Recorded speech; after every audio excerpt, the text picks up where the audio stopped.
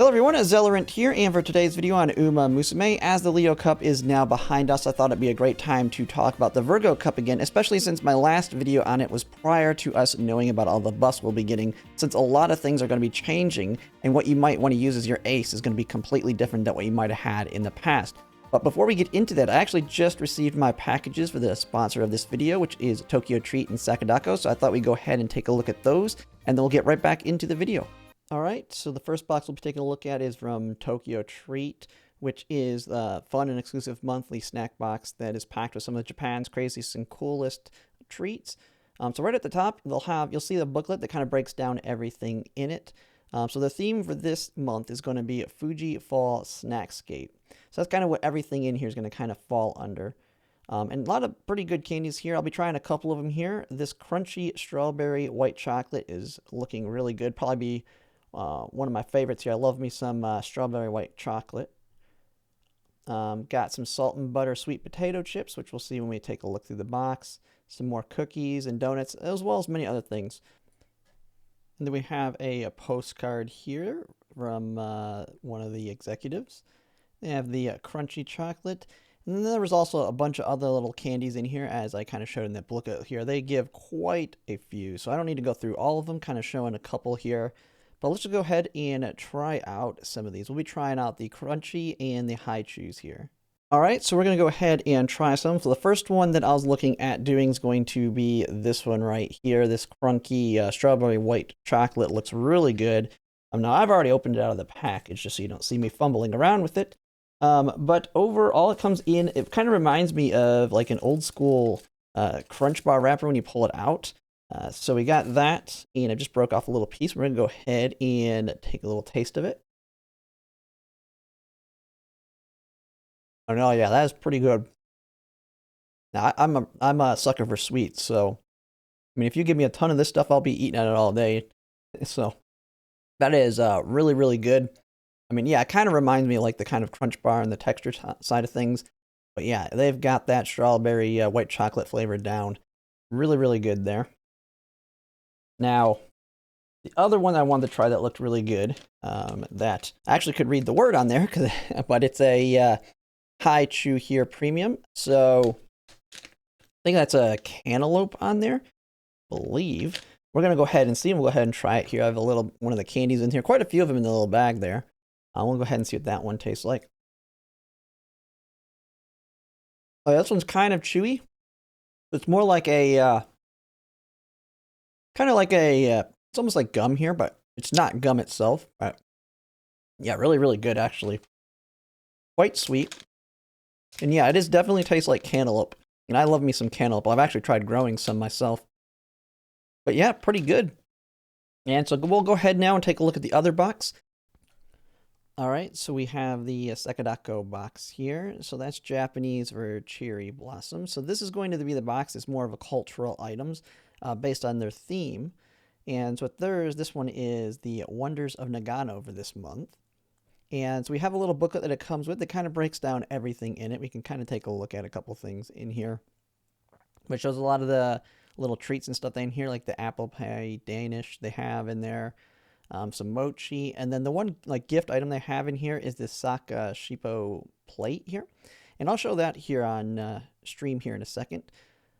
But a lot of good other information in here. There's a big thing also with the foods in these books, in both Tokyo Treat and this one, is it does give allergy information for anyone that may have any allergies. And that's pretty much everything that's going to be in here. So let's just go ahead and try some of these snacks out.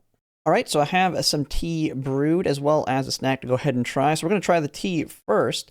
And so they had two of these in here. So but this one it smelled like a cantaloupe when I'd opened it. It does say melon at the top. So it's quite unique for a tea. I don't really drink tea too much, but it really smelled good when I actually opened the bag and smelt it. So I have some here. We'll go ahead and try it. And yeah, it smells like and tastes kind of like cantaloupe, a little less sweet than like actually eating cantaloupe, but it has the flavor of cantaloupe in there. So pretty stinking good. And that's coming from someone that doesn't really drink tea. So I mostly drink sugary pop, so that actually tastes pretty good. And then we have this little apple cookie type treat here. So, always love my sweets, like I said, with the Tokyo treats. So, thought I'd go ahead and try one of these. Just broke off a little piece of it. Yeah, and it's pretty good. It's like kind of like an apple pie crust almost, with kind of the apple flavor in there. So yeah, overall pretty good. And then we have the last thing here, which was the cultural item, which is the one plate.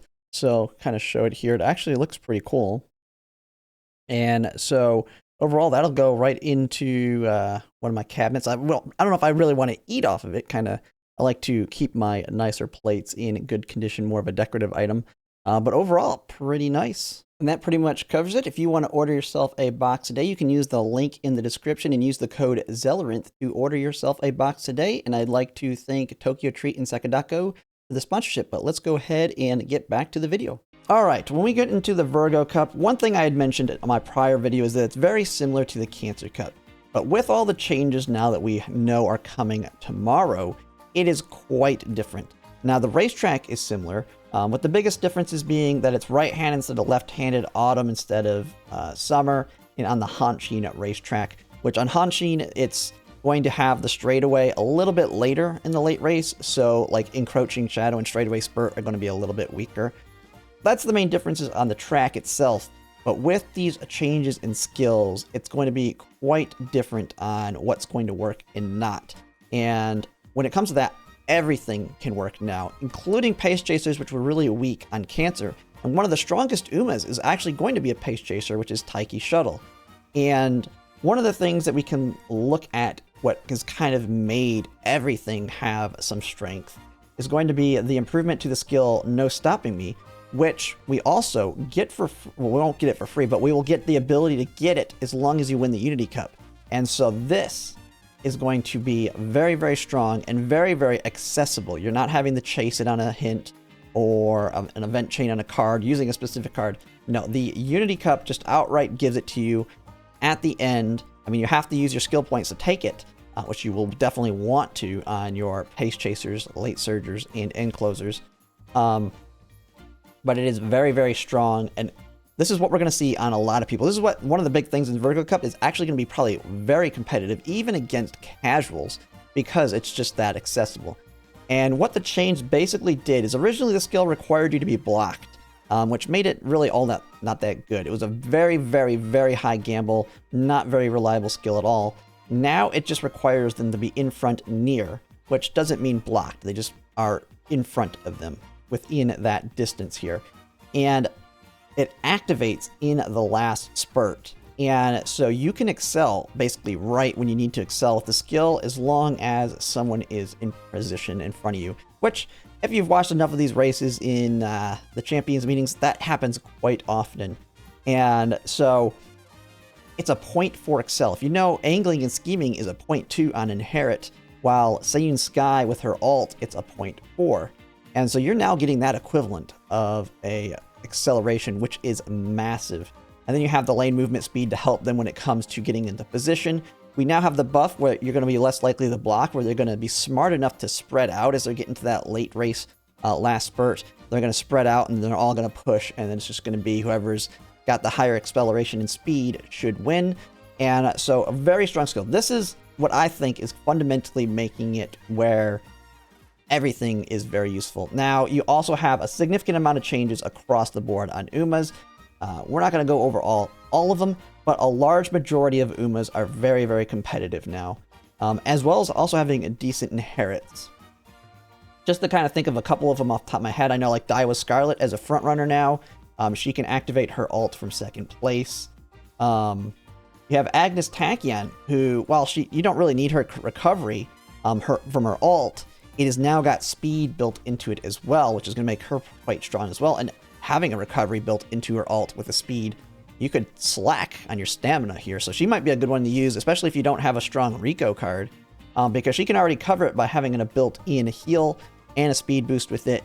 And then you can focus on other stats and then you can just live with a little bit lower stamina. So she could be very valuable in that way. You have someone like Silent Suzuka, who now has the Great Escape, although that one's going to be very hard to build.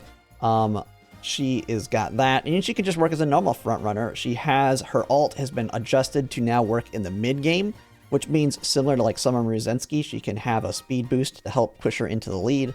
We already seen how well that worked on the medium races. Now it's not as strong in miles, but it'll still be very, very good for her. You got Fuji, who has a very good inherit on her ult now, especially for your front runners, because it's basically like having a triumphant pulse that activates in first place as well, and not just second and I think it's like second through fifth. I can't remember all the positions, but it can activate in first place now, which makes it very, very good as well because it's a massive speed boost. Taiki Shuttles is probably the biggest one right now, and this is why Taiki Shuttle is going to be very, very strong. It's the middle. Let me actually look at it here, but it's like the middle of the second half of the last corner. So if I look at Taiki Shuttle here, we'll just actually read it so I don't actually misspeak on it, because you're going to see a lot of her. Anyone who pretty much has her is probably going to run her because she's very strong, and she's one of the Link characters, which makes her even stronger with being a Link character in the Unity Cup. But it's basically increased acceleration with the pow and a wow and a bang when well positioned on the final corner, but it's the second half of the final corner. So she's not going to activate super early. So when we look at the tracks, well, this one's Hanshin, right here, 1600. So originally it was a activate as soon as you hit the final corner, basically. If she's in position in the final corner, activate, which it was 3rd through 5th place. And if she was in that place and you hit that final corner, bam, she uses her Excel and doesn't really take off because you're not in the late race. Now, because it's the second half, it's going to activate more around down here, which then means that Excel is also going to carry into the late race. If you have like a skill that you can like pair with it, like tail held high, now you can Excel alongside with like tail held high, push it up, be at a higher speed, and then continue pushing up here and have a huge advantage. From what people have told me, and on the Japanese version, if you have a really strong Taiki Shuttle, she can actually steal angling and scheming from the front runners by actually getting in front of them before they even hit the late race. And so there is the potential, depending, I mean, I'll have to do a lot more testing on to actually put like angling and scheming on someone like Taiki Shuttle, because not only can she excel, hopefully get past your front runners, then she could get angling and scheming, and then she's gone. Taiki Shuttle could be long gone in that case. And so very, very strong in that. Now there is a negative, because while it got stronger, its position requirements have gotten a little bit less strong. So if we go back to her, on it now, make sure I'm on the Japanese. So it's now got a different position, so 3rd and 4th place. So it no longer includes 5th place champions meetings. But as a pace chaser, that is generally where she's going to be. My strategy is, one, to try and help make sure she's kind of in that position, is I will have a front runner and a late surger. And so that kind of covers a little bit of a buffer, making it more likely she's in that position. If she's already ahead of 3rd place, I mean, she's already doing really well if she's in like 2nd or 1st. If she's in 1st, you're in really good shape, which is why I think angling and scheming could be a potential thing to put on her. So I'm kind of looking at options, but she's going to be one of the strongest there. She has Mile Maven, which is now a very, very strong gold skill. It doesn't require you to be in 1st now, so she can actually push up, which I don't think this is wording it as correctly with the bus. We have that, so very strong on her. But not just her, you also have all your late surgers that got stronger. We have the other big skill, and I've heard this compared to being like Umastan, or being compared to groundwork, and that it is Umastan. And what this skill does is it can ignore the pace down when you're increasing your speed, and so it gives your Uma the potential, like if they're a late surger, to push up far enough, and they can basically become a pace chaser at that point because it's going to ignore pacing down to kind of stay in position. Very strong skill. And the nice thing is we actually have another, you're going to have very limited time to build her if you pulver her, but we will be having Agnes Digital dropping the day before the Champions meeting, and she has the gold version of it built in, which is even stronger. And so if anyone who wants to build her as a late surger, she's going to be pretty strong just because she has that. If it activates, she's going to push way up into the front.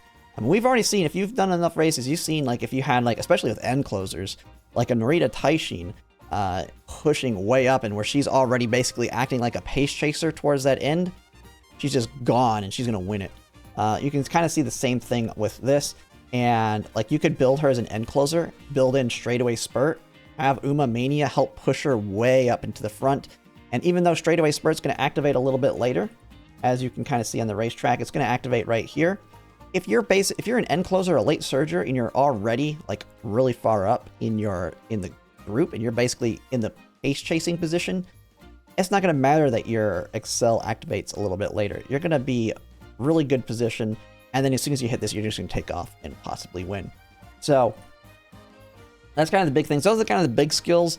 A lot of others have changed. We're not going to go over all of them, but almost all skills are going to be significantly better. We have another one just to kind of mention for those who like debuffers. We do have a debuff now that's actually going to be useful, and that is going to be Keen Eye. Now, I was originally messing around with the idea of bringing this, but I've kind of changed, and there's still the potential. I'm going to be building multiple aces, but we have Gold City. And Gold City is unique in that you can actually build her kind of uniquely. You can do this with any Uma, but I think she's the best, the strongest one for it because she has Keen Eye built in naturally. You do have it on her support card though, so you can borrow the Speed Gold City card to get it. But what this is going to do now is also in the early race decrease current speed of the Umas in front of you. That's just going to help you position better. As a late surger, with that paired with something like Uma Stand, it can help position you where you're going to be not only in front of the late surgers, but potentially getting even farther up and being able to take real advantage of that. And this is why I feel like it's really good on Gold City. It is a heal as well. It is a gold heal at 0.055, which is going to make your stamina requirements a little bit lower. And so with Gold City, she's 20% guts, 10% power. She's in the unique position to do like a true guts build, which you really at this point won't have a lot of ability to do it. Even though we will be having the guts buffs come, many Umas are not in a strong position to take advantage of it, but she is definitely one of those. And so if you can get her guts up to like 600 or even 800, you're going to win all those positioning battles that happen with the new race mechanics because you're going to have much higher guts than the opponent, which means you're going to get a much bigger speed boost when you're aligned with someone. So she can be very strong in that capacity in moving her way up in the group. But you can do this pretty much on anyone. She just has the advantage of 20% guts to take advantage of it. And so she'll be, and with the 10% power, with the right setup, you should be able to get a pretty high guts. And I would think max power and max speed with a pretty good wit, depending on your build and your sport cards. But you have that. Of course, we still have the same ones that are kind of still strong. We have Encroaching Shadow, which is on Narita Taishin. Currently the only way to get it, Narita Taishin, so she has that, very strong in that capacity. She has 20% guts too, and she's one that you could potentially build with Gold City support card speed, use that, then go with a guts build to build a very strong guts build where she challenges to push forward as well. I think she has a lot of potential to be very strong. She'll be a little bit harder to get higher power because she's 10% in speed and less in power, so you'll end up like capping out speed before power, so you're going to want a lot of power sparks to boost her up. Power sparks in general are what you want on your Umas, moving away from stamina. If you have the Rico card, which you should with your free pulls, that will 100% take care of all your stamina problems. And so you want all power sparks, as many as you can get, and that should help get you as close as you can to max. But she still will be a little bit harder just because she has no bonus to it. Which then brings into case another one. And like I'm going over a few of them here, but like I said, you can make any Uma work. Most of their alts are buffed, and even if their alts are still not the best, we have the skills like No Stopping Me that just makes anyone have the ability to excel very strong at the end. So you just need to build a strong mid leg on them. So this is definitely now going to be Oshi PvP for those that really want to use specific ones.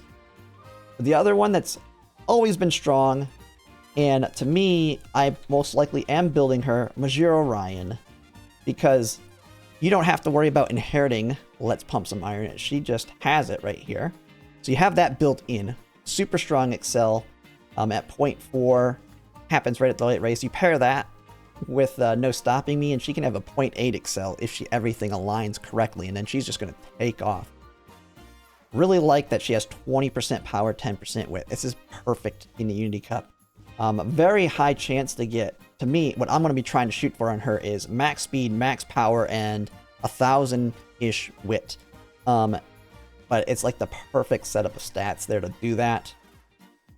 She has killer tunes, although not going to work on Miles, which sucks.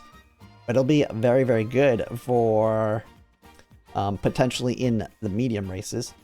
And then she has late Rising Dragon, which right now for us is only on a single card. So Bamboo Memory is not a very good... It's a power card, so you could potentially borrow it for your other ones if you want to bring like Grass Wonder or Gold City to get that. But a lot of cases, I'd rather, if I'm going to borrow, if I have a lot of options to borrow because I've been quite lucky and got like Rico and all that, I'd rather borrow Nice Nature and get on your left. Then you have Rising Dragon, a very strong positioning skill. And then you just got to remember, the Unity Cup is our current scenario that you're going to pretty much build all your aces in. And we are already getting, like I said, No Stopping Me, because you're going to want to pick Carrots as your team name on every single one of them. I would say Mild Maven is not, well, one, you're not going to, if you're not using Taiki Shuttle, you're not going to get access to this anyway, just because you don't want to use her rare card. It's not good.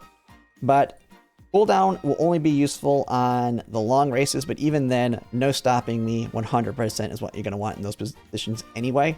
So you have that, but you also should be getting It's On, which is the gold version of Ramp Up, which is also very strong. So as you can see, someone like Mejiro Ryan is going to be very easy to build. She has everything you need built in, all these gold skills, Rising Dragon, It's On, No Stopping Me. She has Let's Pump Some Iron built in because she's the one that has it.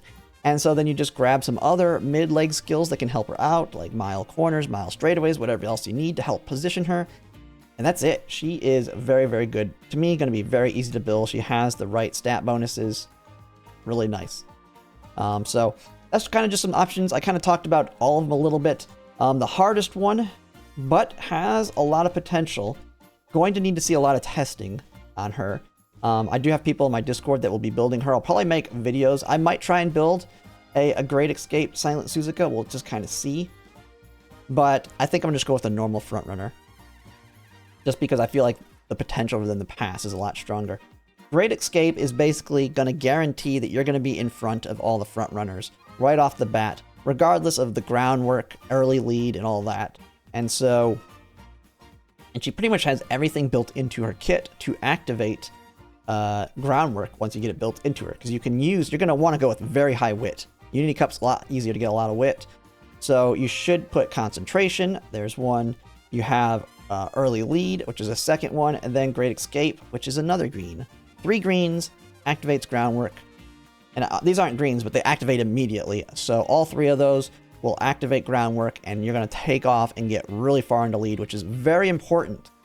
Very, very important. Like, to me, if you're building Great Escape, you absolutely need early lead and concentration to activate to really take advantage of it, so you can push very fast out and get a substantial lead in the beginning. Because they are going to be very stamina intensive, but they're only fast. They're only the fastest in the early race. And they need a lot of mid-leg skills to continue to keep them in the lead, as well as stamina to survive because they burn so much of it. And when you look at the race mechanics guide, if I still have it up here, you can just kind of look at the differences between it for those who have been looking into building a Great Escape. They are a little bit faster. Frontrunners at the default 1.0 in the early race, while pace, late, and end are slower. That's how they all get their positions early race. They are going to have a 0.063 speed advantage in the early races, which is why they shoot way out in front. But then as soon as you get to the mid-race, they're slower than everybody, with your end closers being the fastest, late surgers almost that fast, pace chasers a little bit slower, and then your Front runner is a little bit slower than them, but as you can see, they are slower than everybody, which is then your front runner's job is basically to use mid-leg skills to push and then catch up and pass them, or they just run out of stamina and they die. And then they're at a 0.95, so they're really slow in the final race versus everybody else. So while they're going to be fairly strong if you can build them correctly, they're going to be very, very hard to build. But it is an option. You can also just not take Great Escape and build her as a normal frontrunner. She has everything you want: early lead, concentration. You're going to definitely use Wit, Machikane, Fukukataru, so there's right-handed. There's your 3 skills to activate groundwork, and she can be just a fast, natural frontrunner. And frontrunners, though, are not going to dominate. Cancer Cup frontrunners won a lot of the races. Now, we saw a lot of late surgers and in-closers win as well from the gambling. But now, with all the other stronger skills, it's not going to be as dominant. It's going to be anyone's game. So whatever your favorite Uma is, if there was ever a time to build them, now is the time. Every single Uma has value. They all can win because there's very strong skills that are easily accessible that can give them that win. But yeah, that's pretty much it. That's Virgo Cup. I thought I'd talk about it a little bit since we have all the new updates. I'll put a link in the description to this for anyone who wants to see a comparison to all the changes of not only the Umas, but the skills themselves as well. You kind of have to be a little bit careful on Game Tour if you do like I do and switch between Global and Japan to see the differences. Global, at least once it updates, I don't know if it's updated yet. It'll probably be updated tomorrow because there are skills that have been buffed, but they're buffed later. One of those being straightaway recovery / breath of fresh air, for example. That one gets buffed on 2nd anniversary from what I'm told, which is why we didn't see it on the update notes when I was looking at it. So you got to be very careful that you don't accidentally look at a buff that's coming later, which is what this can kind of help with, although the translations, it can be a little bit hard to read here. So, but yeah, that's pretty much it. And if you like my content, if you could like, comment, subscribe, it really helps. And thanks for watching.